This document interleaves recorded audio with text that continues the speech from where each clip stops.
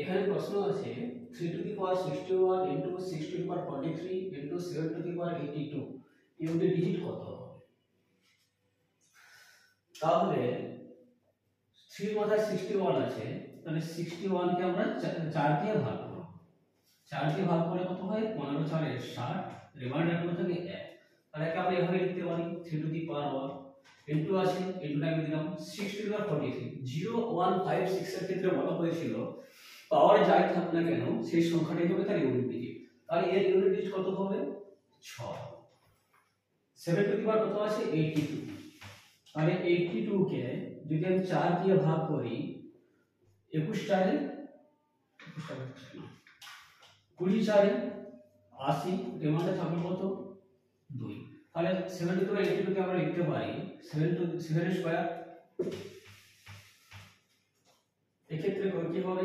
3 3 to the পাওয়ার 1 মানে কত? 3। তাহলে 3 6 গুণ করলে কত হয়? 18 ইনটু 7 স্কয়ার মানে কত হচ্ছে? 49। তাহলে এক্ষেত্রে 18 এর অবস্থানীয় অঙ্ক 8, 49 এর অবস্থানীয় অঙ্ক 9।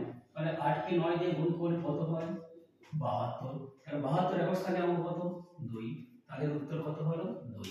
এই 2 হচ্ছে অ্যানসার। বোঝা গেল?